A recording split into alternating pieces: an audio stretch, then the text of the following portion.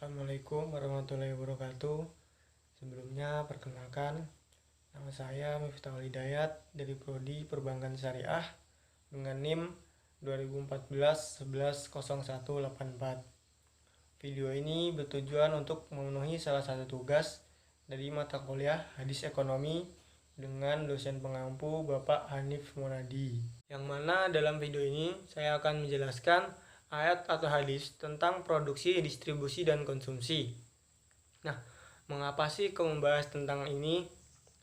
Jadi, saya membahas tentang materi ini yaitu karena bidang kajian yang terpenting dalam perekonomian adalah bidang produksi, distribusi, dan konsumsi. Misalnya, distribusi menjadi posisi penting dari teori ekonomi mikro, baik dalam sistem ekonomi Islam maupun kapitalis. Sebab pembahasan dalam bidang distribusi ini tidak hanya berkaitan dengan aspek ekonomi belaka, tetapi juga aspek sosial dan politik, sehingga menjadi perhatian bagi aliran pemikir ekonomi Islam dan konvensional sampai saat ini. Produksi dalam ekonomi Islam adalah setiap bentuk aktivitas yang dilakukan manusia untuk mewujudkan manfaat atau menambahkan dengan cara mengeksplorasi sumber-sumber ekonomi yang disediakan Allah Subhanahu wa Ta'ala, sehingga menjadi maslahat untuk memenuhi kebutuhan manusia.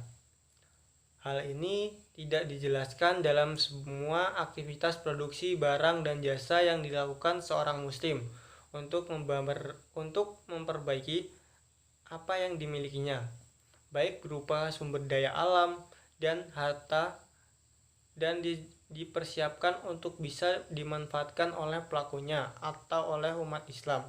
Dalam ekonomi Islam, produksi mempunyai motif kemaslahatan, kebutuhan, dan kewajiban. Demikian pula konsumsi. Perilaku produksi merupakan usaha seseorang atau kelompok untuk melepaskan dirinya dari kefakiran. Selanjutnya akan membahas tentang prinsip-prinsip produksi. Prinsip-prinsip produksi secara singkat adalah pedoman yang harus diperhatikan, ditaati, dan dilakukan ketika akan berproduksi. Prinsip-prinsip produksi dalam Islam diantaranya adalah sebagai berikut. Yang pertama yaitu keadilan dalam berproduksi. Sistem ekonomi Islam telah memberikan keadilan dan persamaan prinsip produksi sesuai kemampuan masing-masing tanpa menindas orang lain atau menghancurkan masyarakat. Nah, kitab suci Al-Quran memperbolehkan kerjasama yang saling menguntungkan dengan jujur, sederajat, dan memberikan keuntungan bagi kedua pihak, dan tidak membenarkan cara-cara yang hanya menguntungkan seseorang, lebih-lebih yang dapat mendatangkan kerugian pada orang lain atau keuntungan yang diperoleh ternyata merugikan kepentingan umum. Setiap orang dinasihatkan berhubungan secara jujur dan teratur, serta menahan diri dari hubungan yang tidak jujur, sebagaimana tersebut dalam Quran Surah An-Nisa ayat 29. Bismillahirrahmanirrahim. Ya ayyuhalladzina amanu la ta'kulu amwalakum bainakum bil baitili illa an takuna tajrata an taradi minkum wala taqulu anfusakum innallaha kana bikum rahima. Hai orang-orang yang beriman, janganlah kamu saling memakan harta sesamamu dengan jalan yang batil, kecuali dengan jalan perniagaan yang berlaku dengan suka sama suka di antara kamu. Dan janganlah kamu membunuh dirimu, sesungguhnya Allah adalah Maha Penyayang kepadamu. Ayat tersebut melarang cara mendapatkan kekayaan dengan cara yang tidak adil dan memperingatkan akan akibat buruk yang ditimbulkan oleh perbuatan-perbuatan yang tidak adil. Jika seseorang mencari dan mendapatkan kekayaan dengan cara yang tidak benar, ia tidak hanya merusak usaha dirinya, tetapi akan menciptakan kondisi yang tidak harmonis di pasar yang pada akhirnya akan menghancurkan usaha orang lain. Prinsip yang kedua yaitu berproduksi dalam lingkaran halal.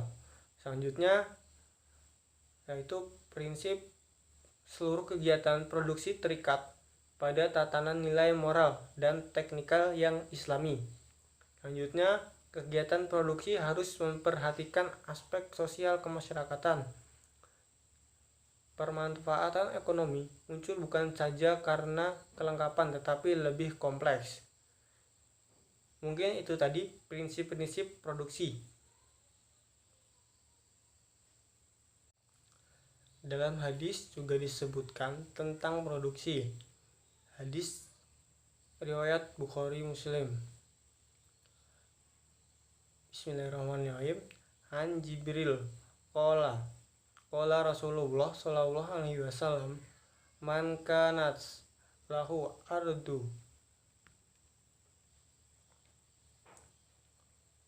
falyazroha fa in lam yastati' an yazraha wa jaza'annaha falyamna'ama muslima wala yafajizroha iyaha. Artinya, dari Jabir radhiyallahu an, katanya Rasulullah shallallahu alaihi wasallam bersabda, barang siapa yang mempunyai sebidang tanah, maka hendaklah ia menanaminya.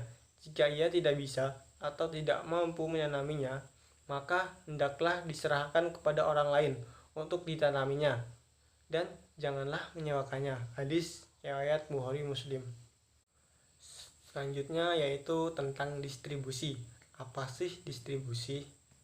Jadi distribusi adalah suatu proses penyampaian barang atau jasa dari produsen ke konsumen dan para pemakainya.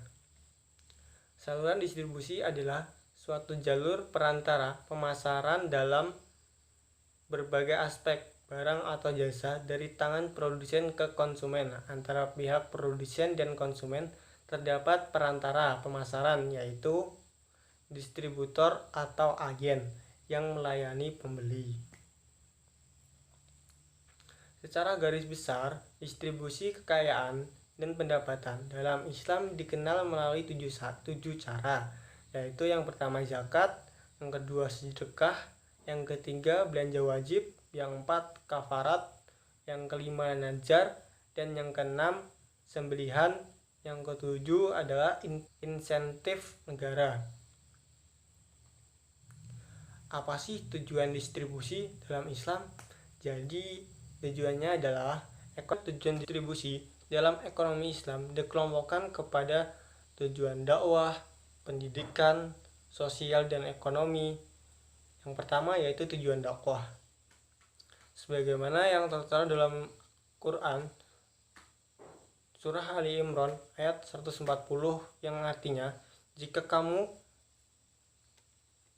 pada perang Uhud mendapat luka, maka sesungguhnya kaum kafir itu pun pada perang Badar mendapatkan luka yang serupa dan masa kejayaan dan kehancuran. Itu kamu pergilirkan di antara manusia agar mereka mendapat pelajaran dan supaya Allah membedakan orang-orang yang beriman dengan orang-orang kafir, supaya sebagian kamu dijadikannya gugur sebagai syuhada dan Allah tidak menyukai orang-orang zalim. Yang kedua yaitu tujuan pendidikan.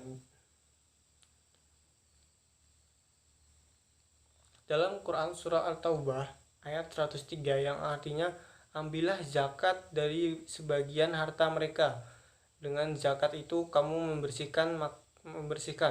Maksudnya zakat itu membersihkan mereka dari kekiran dan cinta yang berlebih-lebihan kepada harta yang benda, dan mensucikan. Maksudnya zakat itu menyuburkan sifat-sifat kebaikan dalam hati mereka dan memperkembangkan harta benda mereka dan mendoalah untuk mereka.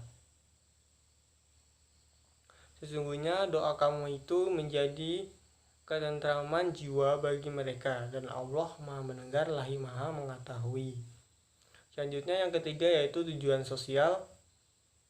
Yang keempat, tujuan ekonomi. Mungkin itu beberapa tujuan dari distribusi dalam Islam. Selanjutnya kita akan melanjutkan tentang konsumsi. Menuju ke pembahasan yang selanjutnya yaitu tentang konsumsi dalam ekonomi Islam. Menurut Samuelson, konsumsi adalah kegiatan menghabiskan utility, nilai guna, barang dan jasa. Barang meliputi barang dalam tahan lama dan barang tidak tahan lama. Barang konsumsi menurut kebutuhan yaitu kebutuhan primer, kebutuhan sekunder, dan kebutuhan tersier.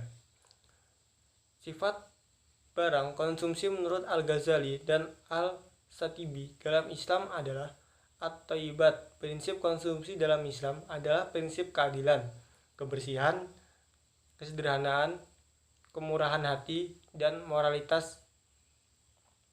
Monzerhaf mengembangkan pemikiran tentang teori konsumsi Islam. Dengan membuat asumsi Islam dilaksanakan oleh masyarakat. Zakat hukumnya wajib, tidak ada riba, mudharabah, wujud dan perekonomian, dan pelaku ekonomi mempunyai perilaku memaksimalkan. Konsep Islam yang dilaksanakan oleh hadis Rasulullah SAW yang maknanya adalah yang kamu miliki adalah apa yang telah kamu makan dan apa yang kamu infakkan. Terdapat 4 prinsip utama dalam sistem ekonomi Islam yang diisyaratkan dalam Al-Quran. Yang pertama yaitu hidup hemat dan tidak bermewah-mewah, yang bermakna bahwa tindakan ekonomi diperuntukkan hanya sekedar pemenuhan kebutuhan hidup, bukan pemuas keinginan. Yang kedua yaitu implementasi zakat dan mekanismenya pada tataran negara. Selain zakat, terdapat pula instrumen sejenis yang bersifat sukarela, yaitu infak, sedekah, wakaf, dan hadiah. Yang ketiga yaitu penghapusan riba, menjelaskan sistem bagi hasil, profit loss sharing, dengan instrumen mudharabah dan musyarakah sebagai pengganti sistem kredit sistem termasuk bunga.